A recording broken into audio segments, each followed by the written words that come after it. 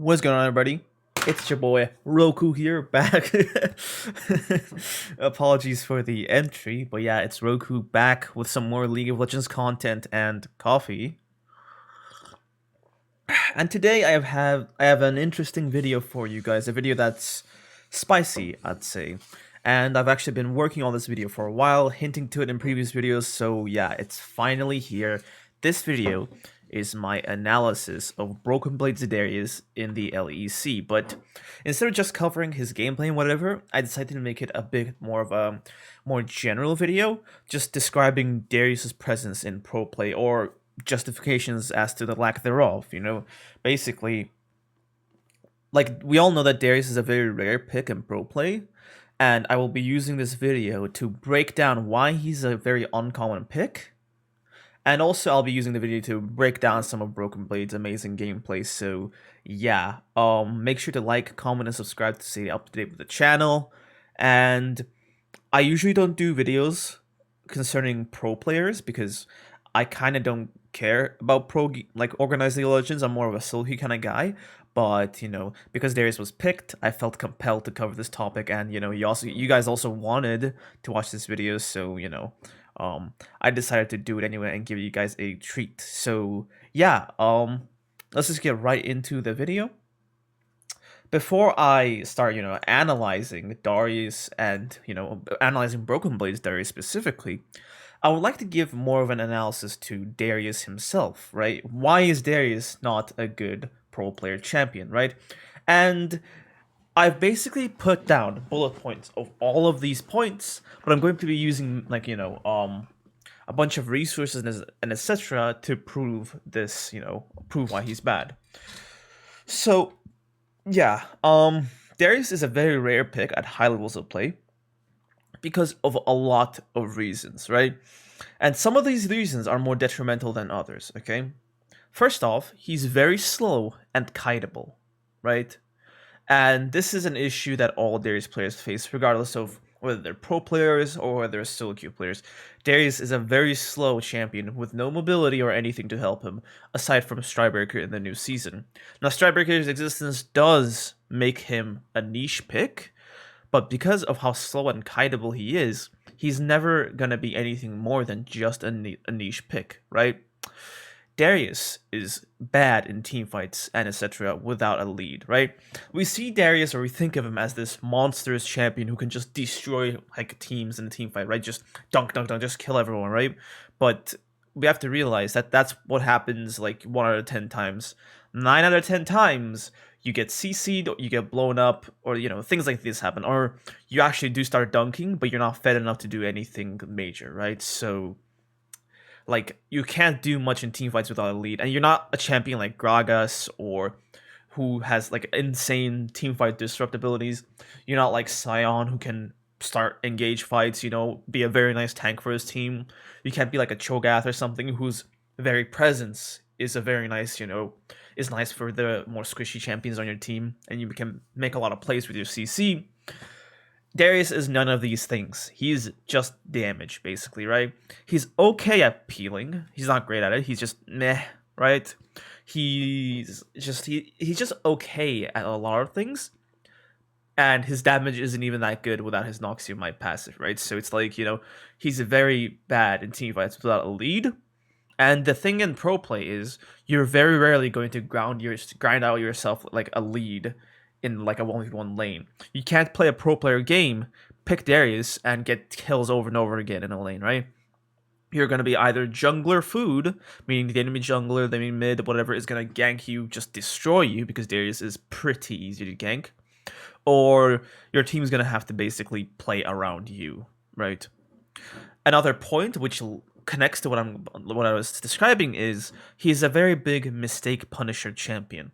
And although in pro play, mistakes do happen, a mistake punisher champion in a setting where mistakes are uncommon is not, you don't need to be Einstein to make that connection. He's not good at pro play where everybody's playing perfectly. Everyone's just insane at the game. So yeah, he doesn't work well in that setting, right? The next point is that he needs to have a team built around him, right? In other circumstances, right, you can just pick a top laner that works well with your entire team, right? A lot of top laners that are picked in pro play are good with and into multiple team compositions. But Darius is a very specific champion, right? He's a specialist. He's not a generalist, right? And for your team to make good use of his kit and his abilities, you have to basically play around him, right? And especially in the current meta of mid and bot lane being the big carries and, everybody else basically being playmakers for them, he doesn't really fit that well into many team compositions. And, the meta is not even that good for him currently, right?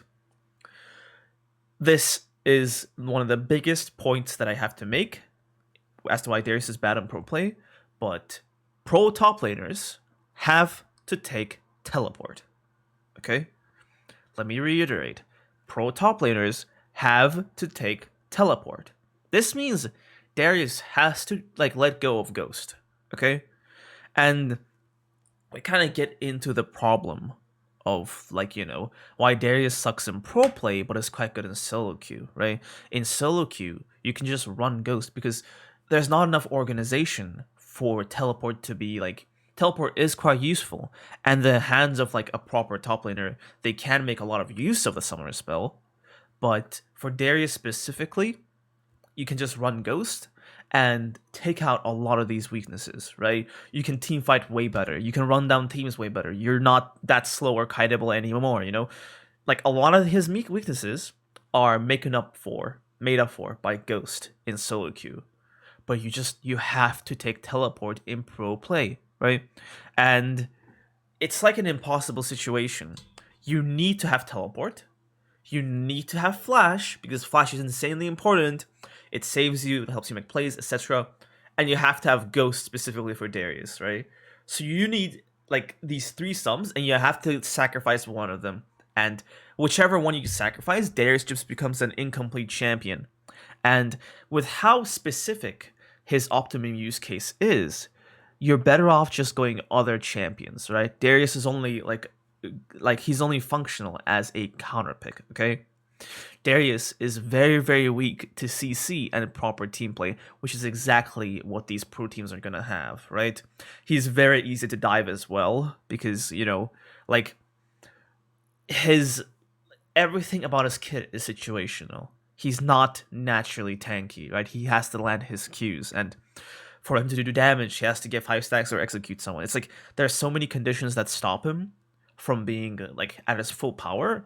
And in solo queue games, we don't have to mind these that much because you get into the Darius' strong cases a lot. But in pro play, that's just not the case that much. Next, he has very little utility. You have to put a lot of gold into Darius to make him worth it. But if you don't put gold into him, then he's basically just a wasted slot, right? He's just not going to be useful at all. He's going to do nothing because his utility is just so poor, right? His utility is very horrible. All he has is basically his E, right? And thanks to Stridebreaker, right?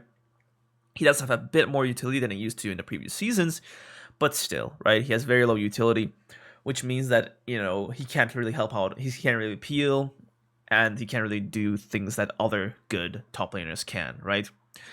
And I made a comment about the meta, and right now it's a mid or bot lane meta, but even if we do get into a carry top meta in pro play, Darius is not even picked then, because there are better carry top laners with more mobility, with more global presence, better split pushers, right? Like Fiora, Camille, Gangplank. There's a lot of champions in the top lane who can also function as carries, who are just better at doing so, right? In a professional setting, okay? Darius can be counterpicked insanely hard, right? He can be counterpicked in lane insanely hard, right? And you normally pick Darius right now. Darius' use as a pick is to counter Sion, basically, or a few of the champions that, he's strong against. But he can be counterpicked so insanely hard that means that you can't actually you can't blind pick him, right? Which is kind of bad in certain cases, He's also unplayable against certain team compositions.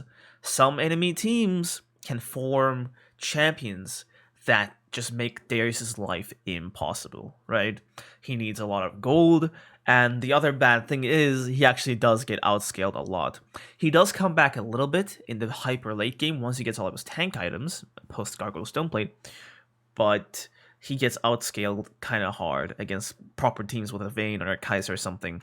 And, as I mentioned before, he is insanely situational. And I wanted to bring extra attention to this point because in competitive video games, also, my camera's blocking the way of the title. So let me just, it's just like that, basically, right? But yeah, I don't think it matters too much.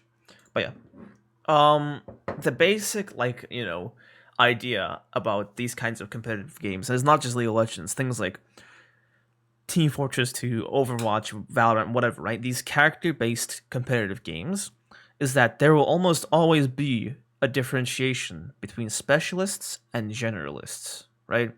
Specialists are champions or characters that are very, very good at very specific scenarios, right? So Darius is a specialist. Even though he's okay at a lot of things, he's especially good at certain scenarios where he's allowed to have his passive stack. He's allowed to play against teams that don't pick against him, and etc. Right? Whereas champions that they usually pick in pro play, Sion, Aatrox, Renekton, are very generalist champions, right? Renekton, for example, is far more widely applicable than Darius, even though they kind of have similar-ish roles, right? They're both meaty bruises that do damage, right? But Darius is far harder to, get into a strong stage than a Renekton, because Renekton has natural tankiness with his ultimate. His Q is just, you have to be near someone, whereas Darius's Q can actually be outplayed. Renekton has point-and-click CC, and Renekton has mobility, which lets him get in and out of more sticky situations, whereas Darius is more about, fighting around him, right? So that's the differentiation between a generalist champion, Renekton, who's more general, than a champion like Darius, who's very, very specific, okay? So yeah, those are all the reasons, well, not all of them, but those are only some of the reasons as to why Darius is kind of a poor pick in pro play, right? And to support some of my claims and stuff, I'm going to basically use a bunch of resources, I guess, right?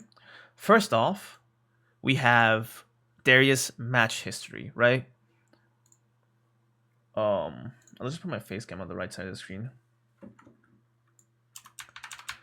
That should be good, right? So basically, this is a Wikipedia for League of Legends Pro Play, and here is a list of all the games Darius was played in, right? Picked in. And if you guys notice, most, if not all of these games are very low level. I don't want to diss these players, right? I don't want to be rude to any of them, right? But, you very rarely get Darius picked in high level games, right? You almost never see him picked in Worlds, right? He has no presence in super, super high elo games, right? Super high level pro play, right? He just has almost zero presence. And he's basically only picked to counter Sion. If you actually look at his he's basically only picked into the matchups where he can just counter them, right? Basically just Sion, but there are Cho'Gaths, there are Poppies, Shens, he's basically just picked as a counter pick at the current moment, right? That's just it, right? Because if he's picked as a counter pick, he actually has an opportunity to do stuff, right? He has an opportunity to have a lane where he's kind of winning, and then he can make a lot of plays top lane. His team can help him dominate someone by diving, etc. But normally sometimes you just get counterpicked with Google, and that's not the case, right? So yeah, as you guys can see, he's only picked against Sion, and yeah, let me get more things. Okay, where's Adam? There we go. I want you guys to meet one of the best Darius players there is in the world right now, Adam, right? This guy was a solo queue monster, right? With Darius, one of the best, and he is known for his Darius and how good he is with Darius, right? So this is our guy, us Darius players. Let's check out his match history, right?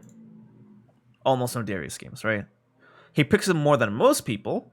If not, he picks it the most, but still, it's a very rare to see him on Darius. And like, you kind of understand the issue there, right? It's like, it's not his fault that he's not picking Darius. These pro players are not betraying us by not playing Darius, or they're not they don't notice how strong Darius is. Darius is just a bad pro play champion, and he will probably always be a bad pro play champion unless he gets very overstat, And if you guys actually look at the Darius game specifically, it's just basically to counter Sion, right? So yeah, Darius's usefulness, in my prediction, I guess, will scale with the popularity of champions like Sion and etc. Right? So yeah, it just is like that. Darius is just a counter pick champion at this point, and that is not that bad actually. It's okay. Now let us actually look at the room pages and builds that BrokenBlade used in the matches, right? If you guys want to look at the the history again, let me pull up the matches specifically. Here we are. Yep. So yeah, here we are, right? So we have all this game. By the way, the overall match was a best of 5 series between Schalke 04 and Schalke 04 and G2 Esports, right? So it was a best of 3 match, best of 5, and G2 won 3-2. Schalke put up a decent fight as they managed to take it to 2-2, but they eventually lost, right? So I've opened up the 3 games that Darius was picked in, and let's just check out his build and stuff, right? So his room page is Conk, Triumph, Legend Tenacity, Last Stand, Second Wave Unflinching, 2 Adaptive Forces, 1 Armor, and he basically ran this page every game, right? Now, Nimbus Cloak, Sorcery, cannot be run without Ghost, right? Because you're basically losing half of its usage, so you have to go Resolve. And with how CC heavy and slow heavy the teams he's up against are, then, Unflinching perfectly makes sense. The only option that I don't really get the full utility of is Second Wind. In my opinion, he could have gone for Conditioning or something, or, Demolish or something else. Like, Bone Plating is not an option versus Sion, but some of these other options would have made sense in my opinion. But maybe he wanted a little bit more help because the Sion lane can be a bit of a pokey matchup. In some cases, he doesn't have, Ghost to punish Sion overextending with, so I guess it's understandable from that perspective, but I would have taken Conditioning if I were him. But then again, I wouldn't be him because I'm not a professional player, I'm just a Darius one-trick.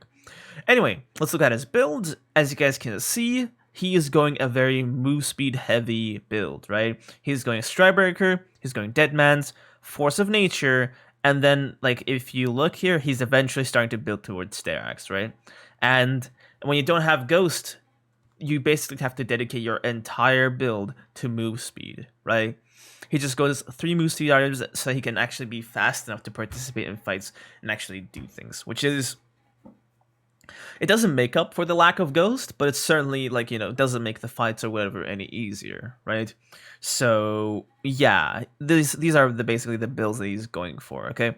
And he does lack a bit of damage, but, if you guys... Once we're going to look at the gameplay, we're going to see how sluggish and slow Darius is, so, even with this move speed, playing him is a bit of a pain, right?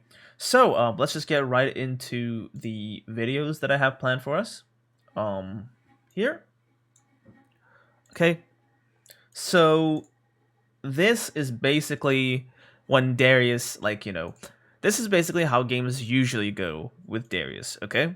So, usually games go like this. This video is, made by OP-Lol Replay. He basically edited together a highlight video of Game 2, of G2 versus Schalke 04. All right, every time I have to say this name, I keep switching between German and English. Fuck.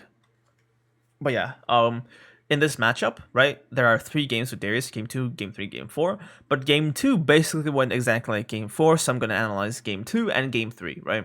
So, yeah. Yeah, I'll get my notes here. Okay.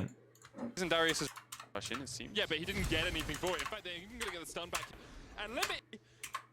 Yeah, alright, so one of the reasons that's why Darius is such a nice pick here, he is a Sion counter pick, right? If you can actually see this, like, matchup, BB has prio most of this lane, right? Because he's just stronger than Sion, right? And he can constantly win trade, constantly do good, which allows for his team to basically dive Wonder with impunity, right? If we actually look at BrokenBlade's usage of Darius' abilities, he did quite a good job with them, right? I would have maybe opened up with an auto attack or something like that, and then use my E at the end to secure the kill for myself, but because the team was there, he could just open the fight with E, and then do an RWQ auto, and walk away as his team secured the free kill. And it was actually nice that Udyr stayed back here, because, in case you guys don't know, when you kill someone, you get 300 gold to the killer, and 150 gold spread amongst the people who helped, right? So let's say Darius kills him, and then Zoe helps, then it's like, you know, 300 gold to Darius and 150 to Zoe. But if Udyr also comes and assists, then it's 300 to Darius, but 75 only to Zoe and Udyr. So what the Udyr did was not touch the Sion, so that the full 150 could go to Darius and Zoe could take the 300, right? So that was very good juggling of the enemy gold by Schalke 04. Let's skip over some of this non-Darius stuff. Alright, so here's probably, like, one of the, like, the best representations of Darius' problem, right? So look at this, right? All these fights and stuff are happening, right? And look at Darius just slowly walking, just slowly, just being there while the action happens. Not able to impact anything, not able to do anything. He's just there. He's just there, right? But until Darius picks up a stride breaker, this is basically Darius's life in pro play. He doesn't have the ghost to preemptively run into fights or anything. He just walks. He can't cross walls, no high range attacks, he just walks. So yeah, it's basically a nightmare to, like, function with Darius if you're trying to, like, you know, be Romian, etc. One big positive about having Darius on your team when, you know, he gets a nice counter pick is that you win any 2v2, right? Because of how strong Darius is, if Darius and his jungler can get a 2v2 versus Sion and then his jungler, then the team with Darius is going to 100% win the 2v2. And this is basically why, like, the Hecarim, as you can see, is only there to, like, you know, see if he can get into the fight, but then just leaves, right? Like, he tried to see if that arrow could hit, but since it didn't, he has to go back, because otherwise Darius will kill him too. In terms of BrokenBlade's usage of Darius, pulling here was not good usage of his E. Because basically speaking, when you cancel Sion's Q, like he can still do it again, right? And even so, right, Sion was just going to stand there the whole time. So what he should have done is just walk up next to him, auto WQ, and then just combo him there, right? And the best part about this is once Sion flashes to the other side of the wall, he can just use his E at that point, right? The big thing is you're very, like, tempted to use your E to start fights and etc. as fast as possible, but a lot of the times it's good to realize when you shouldn't waste your E, and one of those times is this, right? Because Sion does have flash, and that E would help in catching him, right? Now, even though he wasted his E, BB can still get this kill without having to use his flash, right? All he has to do is just walk up and press R, because the Udyr is going to get that stun off, right? Udyr is going to get that stun off, and he can just walk up and press R, or auto-attack press R if he's worried about the Sion pressing W, right? So that was a big waste of his flash, and you have to understand that using, like, flash is a very, very important summoner spell in pro play, so wasting it is not going to get you like, good results, right? All right. Here we have BB teleporting in. Schalke are trying to stop G2 from taking this Herald, but now they're falling back. And like, just look at the presence of other top laners versus Darius, right? Sion is absorbing damage. Sion has his presence there. He's holding the whole enemy team back, whereas Darius is just chilling, right? And he did mess up that reset, but even if he did get the reset, the enemy team of like Ashe would make it very hard for him to function without Ghost, right? As we know, Darius doesn't have his ultimate, and basically, unless the fight gets hyper messy, Darius basically can't do anything without his ultimate, right? In these kinds of fights where you have to use champions to their maximum ability, you have to use Darius to get those ult resets off. And when the ult reset is messed up, Darius just becomes very, very useless because, like, the only way for him to become useful now is to, not useful, but to become strong, is to get his 5 stacks, right? Once he gets his 5 stacks, he can be useful. But the meta has kind of changed in current League of Legends. In busier, more organized team fights, it's better to go for R reset than to stack 5 on someone. Because stacking 5 on someone just takes way too long, right? So yeah, you're better off just trying to look for one-shots on squishy targets, and, it takes long enough for the enemy team to kill you, stacking 5, I mean. Right? Alright, and we see another dive again. It's just very easy to dive with Darius against champions like Sion and etc. The one complaint, I guess, I would have is that he took aggro there, right? And also, the usage of pull was actually perfectly fine, because the Sion could have just ulted away if he realized that a gank was coming, but the usage of, actually hitting Sion was not the best call, right? Basically, when Darius does a pull, he automatically auto-attacks his target, right? And when you're trying to dive someone in this specific scenario, I would say pull and just stop the auto-attack so that the Alistar goes in, takes the aggro, and then you kill Sion. And it's very easy for Alistar to get away because he has phase rush, right? So instead of it being this messy, they could have just, gotten away with a far cleaner dive where not everybody loses all of their HP, right? Okay.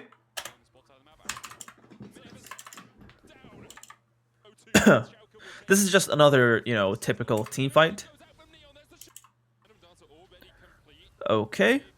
And now we have another team fight. Sion goes in with ultimate, starts to fight, but Darius has a perfect opportunity to stack on the Braum. But then we get into, Alistar dies, and Darius is just left alone to just get one shot. He's just not nearly tanky enough to do anything. Just look at how much more Sion is doing for his team than Darius, right? Sion did a lot in that team fight, right? And, we just look at these kinds of games and, we turn our brains off, oh, ADC did damage, but it's like, the Sion did a lot in that fight. Whereas Darius, comparatively, just 1v1 the Braum. There's not much he could have done, but it's just, the limits of Darius as a champion. He's basically a single target champion until he gets his 5 stacks, right?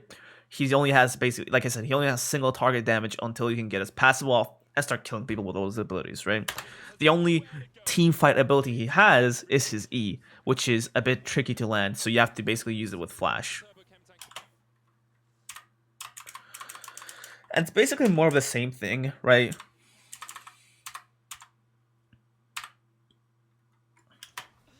This next case is basically G2 messing around in the base, and now it's a great opportunity for Darius to clean up, right? Another problem of Darius, by the way. So, Braum is there on his team, and boom, he's got his dunk off. It's kill time, right? No. Darius has no ghost. He can't catch anyone. He's too slow. If you guys just watch that, Darius gets his R off, and everyone just walks away. That's basically how it happens with Darius most of the time, right? It's just not possible to do a lot with his champion. And then it's the game just basically starts falling apart because G2 have an insanely strong backline that has had more gold funneled into them than Schalke's backline. Namely Orianna and Ashe. And okay, Darius gets his ultimate off, time to kill everyone, right? But unfortunately, Ashe and etc. and also Science passive make it way too hard for Darius to do anything, right? He didn't have Ghost there, which didn't let him do anything, but, you know, he basically got one shot by the enemy team, right? Darius is not a good tank, okay? So yeah, that's the first video I wanted to show you guys, where it's basically what you get when you play Darius in pro play most of the time, right? That's what happens when you play Darius most of the time. But here's what happens when things go right with Darius, right? When things go according to plan, when you pick him properly, play him properly, and this is what happened in Game 3, right? Now, this is a rarity, right? This is a very big rarity. This usually does not happen, but, you know, it was just played well at this game. Like it wasn't, I mean, it was played well at all points. It was just, like, the stars aligned for Darius to be useful, right? So, as we mentioned already, Darius is insane at 2v2s with his jungler versus the enemy top lane and their jungler. Gets a nice kill.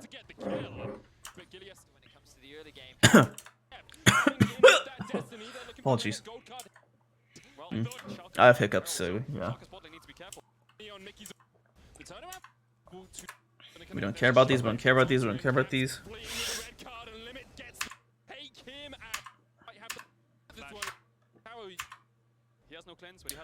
Okay, so again, another dive on a turret-like champion like Sion, and Darius is just good at these. By the way, the video is made by the same guy, if you guys were wondering. Okay. And if you guys actually watch the mini-map down here, look at how long it takes for Darius to get here. Look at how long it takes for him to do anything here. And all he does at the end of the day is just come in here and kill this TF, right?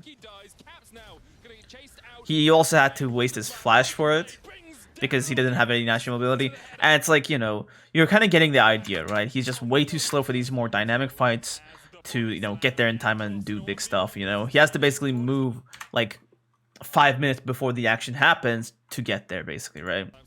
If you guys actually look on the minimap, and there will be like an action replay down here, Darius slows Sivir with Strikebreaker, right? This was in last patch, where Strikebreaker used to go through Spell Shield. But yeah, Darius gets a kill on Reckless, which is great, but, you know, Alistar has Phase Rush, TF is TF, so they just kite him insanely hard. He does get a lot of damage off on caps, but he has the Zhonya's, or Spell Watch, so just, you know, Zhonya's in, and Alistar gets the kill on Darius, right? So it's like, Darius is not very good at switching his gears, right? He's a very go or don't go champion, where if he goes in, it's very hard for him to back out, right? You know, in these more pro games, of course. In your solo queue games, things are, of course, different, but in these kinds of games, if he's committing, right? He's not very mobile enough or, you know, fluid enough to change his commitments, I guess. So yeah, no commitment issues with Darius, I guess. But yeah. Now, BrokenBlade has been collecting a lot of gold throughout this match, so yeah. He can basically just act as a carry for his team. Keep in mind, he doesn't actually need to, because his team's carry is already ahead, but he just does, right? And it's very nice versus this enemy team, because one, basically, they don't have a lot of damage, and they are low range, right? They have basically 3 melees, and 2 of the enemy champions function by getting off auto attacks on him, so he can just get into their range with Strikebreaker. So this is a very low range team that Darius functions properly against, right? Now, for this play specifically, I think BB should have walked around Sion's Q. They had a vision of it, so if he just walked around it, he could have gone to this Alistar and killed him and then snowballed whatever. Like, if he walked around, he could have killed him and then moved to see if they could kill the Lily or something, whatever. But it's fine. And now he just gets caught and dies because, you know, Darius is a tadpole basically in terms of how, you know, slow he is. And now we have the legendary Pentakill. BrokenBlade versus G2. Moves into the side. Now this is a very, very nice flank. He gets a Q Strikebreaker off onto the Alistar and the Lilia. And he dunks the Alistar. He one-shots Reckless, who was also in melee range. Q's Sion. he activates stopwatch, and he did buy stopwatch. If we observe the builds, you can go see. Lilia walks into range. He presses R because Noxie Might Darius obviously makes R1 damage also stronger. He's just chilling here, kiting until the TF's gold card runs out, but he runs back in to pull him, which doesn't even make it, you know, mean anything. And then they just basically overrun this Scion, who has way too much HP. And yeah, that is the Pentakill, right? So that was insanely well played by him, and he used Darius' abilities very, very efficiently, in my opinion. So very well played on his part. But I also have to comment, this was also very poorly played on G2's part, right? Like, you kind of get, like, it's very poorly, it's like, they made these mistakes of allowing him through, and he just went through and killed everything, and this is a very rare case, right? The only thing I would change about this play is when he got that Q strike off on, I would R kill the Lilia. If you guys see, Lilia is at 400 health, but Darius's R would probably have done like 350 on one stacks, more than 350 on one stack, and Q Strikebreaker gives him 2 stacks of Conqueror, and 1 stack increases it by 20%, so he would basically have enough more. He would have like 430-ish damage on his R with 1 stack on her, so he would have killed her with that Q. But it didn't matter, he got off all the kills anyway, so he played that well enough to get that Pentakill. Anyway guys, that is pretty much it for this video. I don't want to drag this on longer than it needs to be because it's already long enough. Thank you guys very much for watching. Let me know if you guys liked the video. My name is Roku, and I'll see you guys in the next video. Like, comment, and subscribe. See ya!